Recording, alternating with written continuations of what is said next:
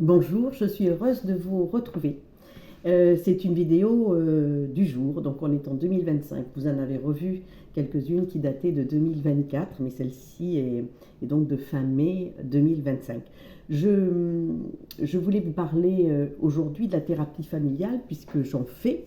Et je voulais vous dire que quelquefois on m'amène un ado, un jeune, un enfant qui est difficile, et je dirais que c'est plutôt les parents qu'il faut que je vois en fait.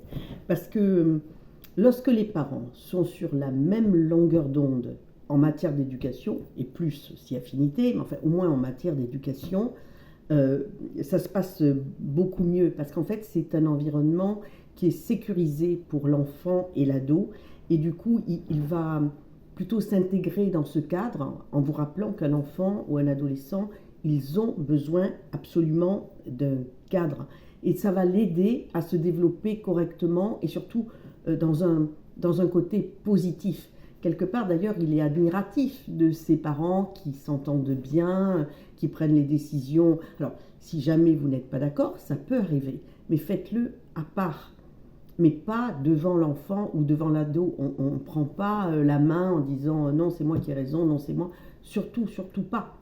Voilà, il vaut mieux lâcher cette fois-ci, ne rien dire et après se mettre d'accord pour ce qui est à décider. Euh, il va y avoir aussi du coup une meilleure gestion des conflits, hein. Si on est deux parents face à un enfant ou face à un ado, quelque part, du coup, ça s'équilibre. Parce que je vous rappelle quand même, et moi on disait toujours à nos filles que ici on n'était pas en démocratie, on vote pas, on n'est pas, non, on est en dictature quelque part. Ce sont les parents qui décident, on ne négocie pas.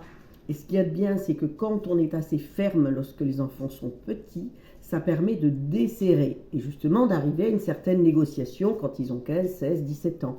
L'inverse est beaucoup plus dur, c'est-à-dire que si vous lâchez tout quand l'enfant est petit, comment vous allez faire à 13, 14 ans pour resserrer la vis parce que vous vous rendez compte que ça va trop loin, que l'enfant veut trop sortir, qu'il est trop sur les écrans, qu'il ne voit pas de bonnes personnes, que ses notes flanchent.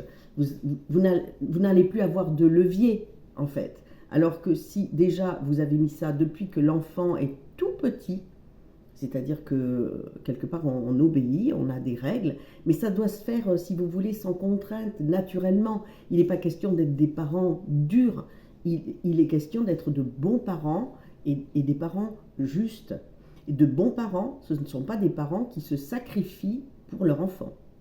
Ce sont des parents épanouis, qui pensent aussi à eux, de temps en temps, égoïstement, qui vont sortir. Mais quelque part, ça rassure l'enfant.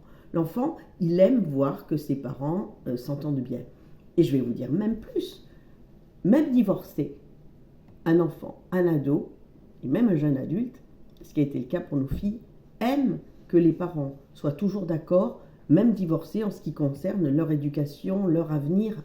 C'est vraiment quelque chose de très important. Parce que s'il y a un climat en fait de tension, ça crée aussi de l'anxiété, c'est-à-dire que l'enfant va se demander si ses parents vont se séparer, parce qu'il y en a à l'école.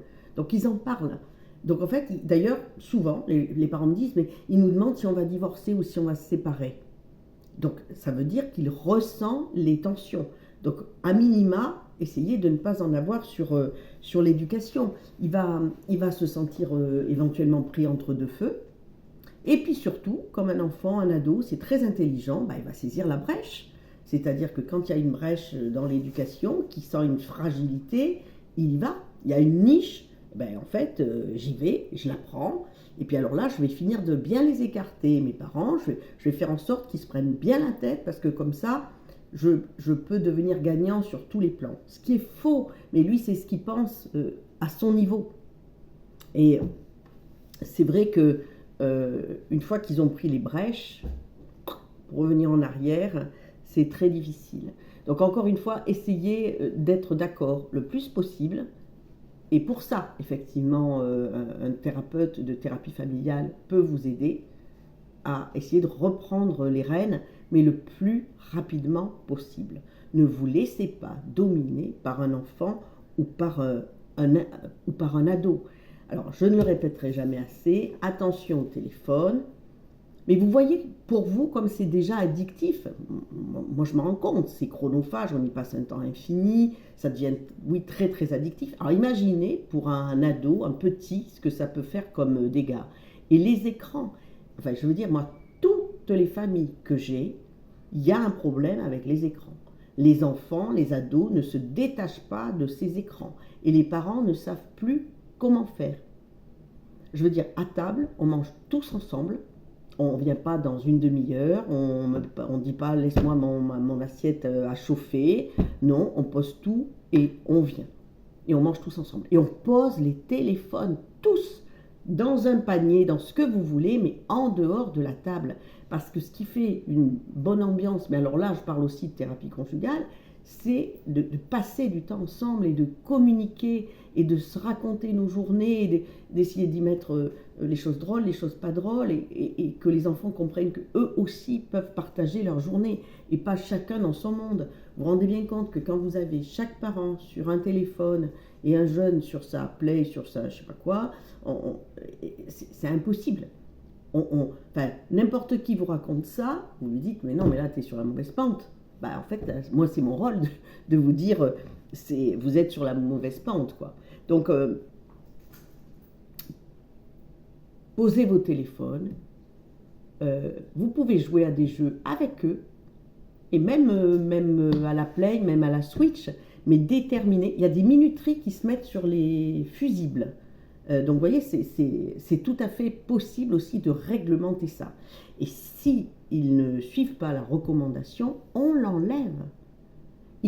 Dès que vous voyez que les notes baissent, il faut les enlever.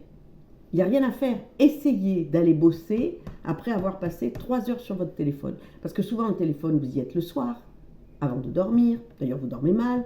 Mais si vous y mettez le matin et vous partez au boulot, vous allez voir comme vous allez bosser très très mal. Hein. Donc en fait, eux, c'est exactement pareil.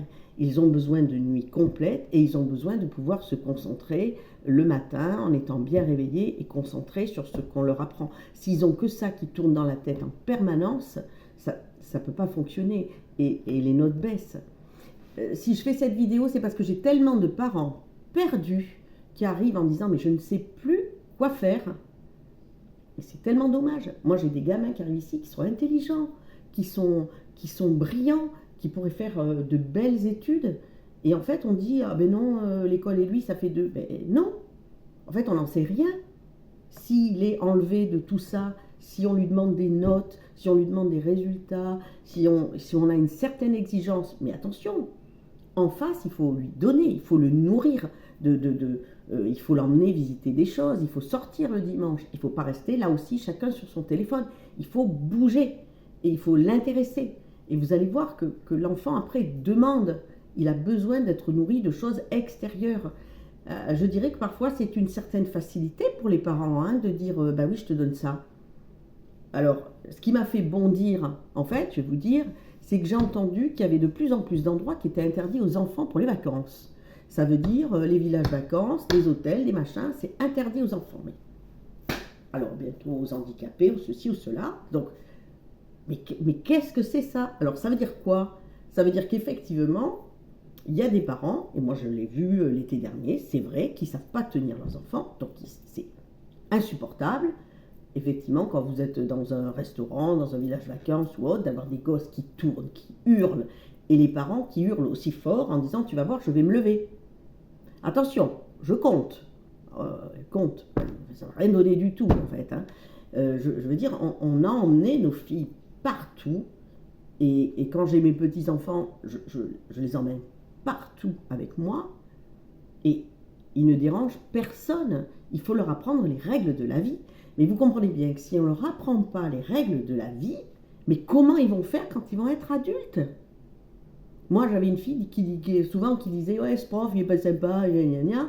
Et le papa de mes filles, qui se trouve être mon ex-mari, mais là-dessus, je dois dire, et on est toujours d'accord d'ailleurs, là-dessus, ça n'a absolument pas changé. Les filles le savent, même à l'âge qu'elles sont aujourd'hui, et nos petits-enfants le savent aussi. Mais il lui disait « mais quand tu vas voir un patron sur le dos, ma chérie, tu l'auras pour plusieurs années. Là, tu l'as combien, rappelle-moi? 3 heures par semaine, pendant une année? Eh bien, tu vas faire avec. Voilà. Même s'il n'est pas sympa, même s'il te file trop de devoirs, même si ceci, je veux même pas en entendre parler. Et moi, j'étais d'accord. Et ça se sentait. Elle ne revenait pas là-dessus. Parce qu'il y en a une qui était plus facile, l'autre un peu plus rude à l'adolescence, donc il fallait vraiment se cramponner. Et, et c'est vrai qu'aujourd'hui, c'est bien d'avoir des règles, de savoir comment se tenir aussi à table. Aujourd'hui, quand elles sortent, qu'elles sont invitées par leur boulot, elles savent se tenir. Enfin, je veux dire, c'est l'éducation qu'on leur donne, c'est un paquet plein de cadeaux pour l'avenir. C'est ça qu'il faut que vous voyez. Cette vidéo est super longue, mais c'est comme ça. Voilà, je vous embrasse.